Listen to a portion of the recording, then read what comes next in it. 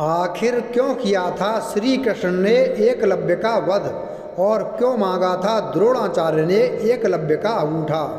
महाभारत काल में प्रयाग इलाहाबाद के तटवर्ती प्रदेश में सुदूर तक फैला श्रृंगवेरपुर राज्य एकलव्य के पिता निषाद राज हिरण्यधनु का था। गंगा के तट पर अवस्थित श्रृंगवेरपुर उसकी सुदृढ़ राजधानी थी। उस समय श्रृंगवेरपुर राज्य की शक्ति मगध, हस्तिनापुर, मथुरा, चेदी और चंदेरी आदि बड़े राज्यों के समकक्ष थी।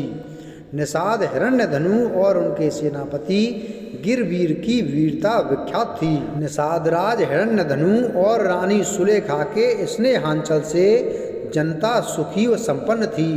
राजा राज्य का संचालन अमात्य मंत्री परिषद की सहायता से करता था।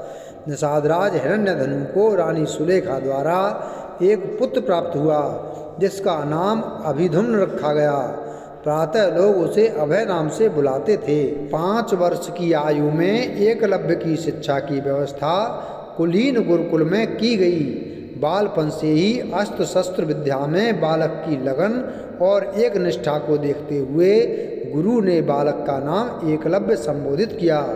एकलव्य के युवा होने पर उसका विवाह हिरण्यधनु ने अपने एक निषाद मित्र की कन्या सुनीता से करा दिया। एकलव्य धनुर्विद्या की उच्च शिक्षा प्राप्त करना चाहता था। उस समय धनुर्विद्या में गुरु द्रोणाचार्य की ख्याति थी, पर वे केवल ब्राह्मण तथा क्षत्रिय वर्ग को ही शिक्षा देते थे और शूद्रों को शिक्षा देने के कट्टर विरोधी थे।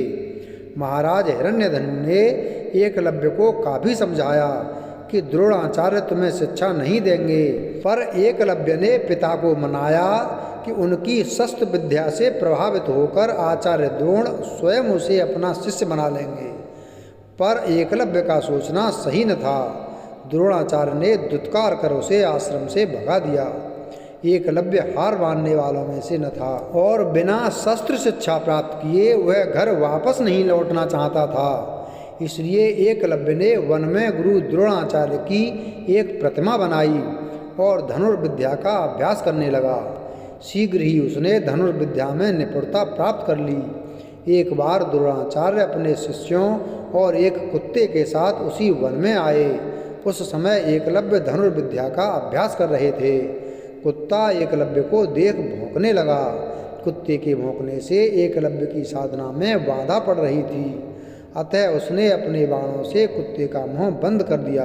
एकलव्य ने इस कौशल से बाण चलाए थे कि कुत्ते को किसी प्रकार की चोट नहीं लगी।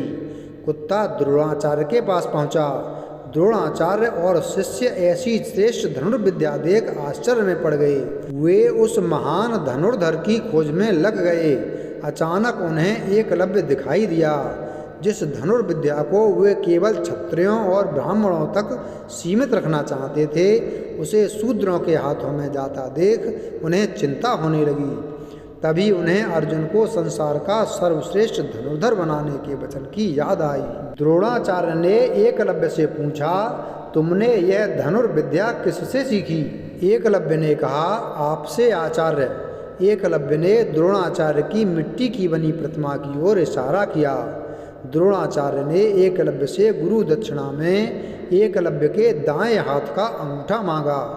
एकलव्य ने अपना अंगूठा काटकर गुरु द्रोणाचार्य को अर्पित कर दिया।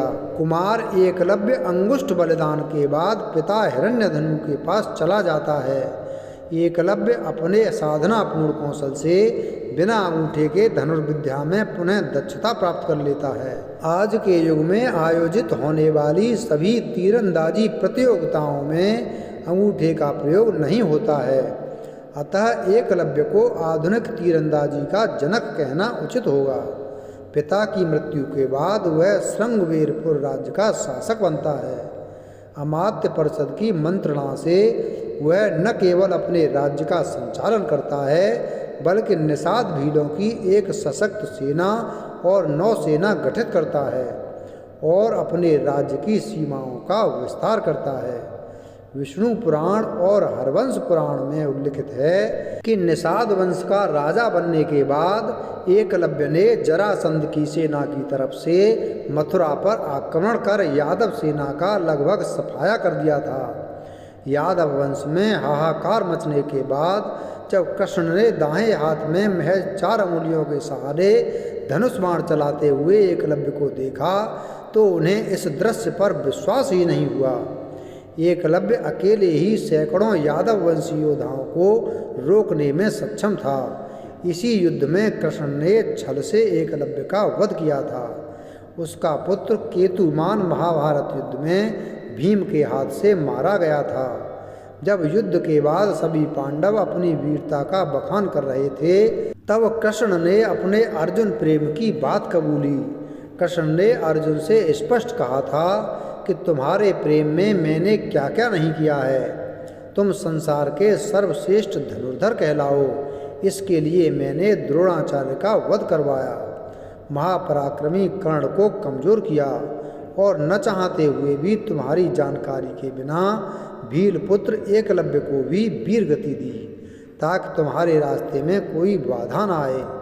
वीडियो अगर पसंद आया हो तो वीडियो को लाइक करें, चैनल को सब्सक्राइब करें और बेल आइकन प्रेस करें। धन्यवाद।